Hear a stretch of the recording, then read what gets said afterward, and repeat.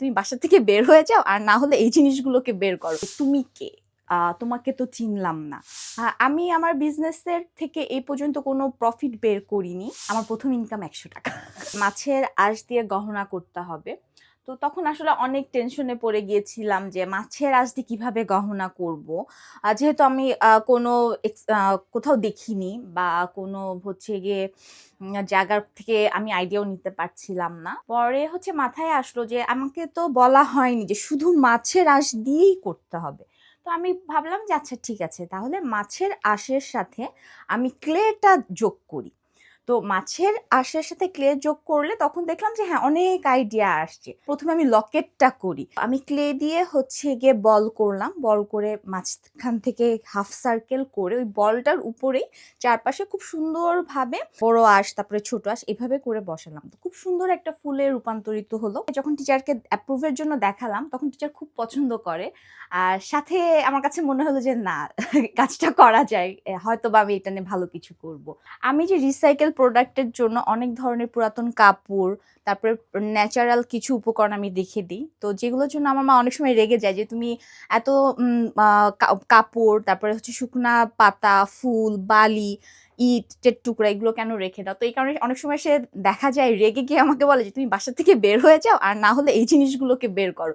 আমার এই বিজনেসে আমার পরিবারের সবাই খুবই আমাকে সাহায্য করে। আমার মা আমার হাতের কাজের কালার কম্বিনেশন বা যখন আমি সুতার কোনো কাজ করি মা সেলাই দেখিয়ে দেয়। এছাড়াও আমি বিভিন্ন মেলাতে যখন যাই বা এক্সিবিশনে যাই তখন ভাইয়া সবসময় সাথে থাকে। তাছাড়াও মজার ব্যাপার কি, আমার যে ভাগনা ভাতিজা আছে ওরা কিন্তু আমার এই যে চুড়ির যে পেইন্টিং এর ব্যাপারটা, তারা কিন্তু আমাকে এই ক্ষেত্রে কাজ করছে, সাহায্য করছে। তো এই যে যে ফ্যামিলির যে বন্ডিংটা তৈরি হচ্ছে, ফ্যামিলির থেকে যে আমি যে সাপোর্টটা পাচ্ছি আমার ব্যবসাটার জন্য, হয়তোবা এই কারণেই এখন আমি এই পর্যায়ে আসতে পেরেছি। ক্রাফটটাকেই আমি আস্তে আস্তে গহনাতে নিয়ে আসি। আর গহনা থেকেই দেখলাম যে গহনার মধ্যে আসলে বিভিন্ন উপকরণ দিয়ে কাজ করা যায়। আর আমার প্রথমের কাজ ছিল কাঠের উপরে হ্যান্ড পেইন্ট করে, এইভাবে আমি গহনার কাজ শুরু করি। কাঠের উপরে হ্যান্ড পেইন্ট, তারপর আস্তে আস্তে লুম বিডিং, তারপরে এখন কপার, এখন হচ্ছে কি বিভিন্ন উপকরণের ফিউশন দিয়ে কাজ করছি। কখনো দেখা যাচ্ছে যে কপারের সাথে বিডিং দিচ্ছি, বা কপারের সাথে স্টোনের কাজ হচ্ছে, বা কপারের সাথে একটা ফেব্রিকের কাজ হচ্ছে, বা শুধু ফেব্রিকের গহনা। এভাবেই ছোট ছোট করে হচ্ছে গিয়ে আমার এই যে জার্নিটা শুরু। আমি ভার্সিটিতেই বিভিন্ন জিনিস বানাতাম, সেই জিনিসগুলো সিনিয়রদেরকে গিফট করতাম, তো তারা খুব প্রশংসা করতো। তো সেখান থেকেই আমাকে আস্তে আস্তে আমার গ্র্যাজুয়েশন কমপ্লিট হয়, মাস্টার্স কমপ্লিট হওয়ার পরে তখন আমি চিন্তা করলাম যেহেতু আমার কাজ সবাই পছন্দ করে তাহলে আমার একটা বিজনেস ওপেন করে দেখি কি হয়। তখন আমি ১৫০০ টাকা দিয়ে, আমার মনে আছে, চকবাজারে গিয়ে কাঠের পুঁতি, সুতো, লকেট, রং, তুলি এগুলো কিনে নিয়ে আসি। আমি যখন বিজনেস শুরু করি তখন আমার এক ফ্রেন্ড, ক্লোজ ফ্রেন্ড, ভার্সিটির অন্য ডিপার্টমেন্টের, ওকে আমার কিছু প্রোডাক্ট নিয়ে ওকে বলি যে আমি নতুন বিজনেস শুরু করব, আমি পেজ ওপেন করেছি। তখন অনলাইনে থাকা সত্ত্বেও ওর হচ্ছে গিয়ে হোস্টেলে থাকতে ও আমার একটা আংটি পছন্দ করে, যেটা কাপড়ের উপরে হচ্ছে গিয়ে পুঁতি দিয়ে করা ছিল, যেটা ব্যাক স্টিচের। ও আমার প্রথম কাস্টমার হয়, ওই আংটিটা কেনে, আর ওই আংটিটার দাম ছিল মাত্র ১০০ টাকা। আমার প্রথম ইনকাম ১০০ টাকা। আমি আমার বিজনেসের থেকে এই পর্যন্ত কোনো প্রফিট বের করিনি। আমার বিজনেসে সেই যে ১৫০০ টাকা আমি ওই প্রফিট দিয়েই রোলিং করে করে আমার বিজনেসটা এই পর্যন্ত এনেছি। যখন আমি ১৫০০ টাকা দিয়ে শুরু করি, এটা আমার জমানো টাকা ছিল। এখন আলহামদুলিল্লাহ একটা শপ হয়েছে। আলহামদুলিল্লাহ আমার এখন মাসে মোটামুটি ৬০ থেকে ৭০ হাজারের মতো একটা টার্নিং অফার থাকে। মেলাতে একবার একজন বলেছিল, তুমি কে? তোমাকে তো চিনলাম না। তখন একটু মন খারাপ করেছিলাম যে এইভাবে কেন বলল।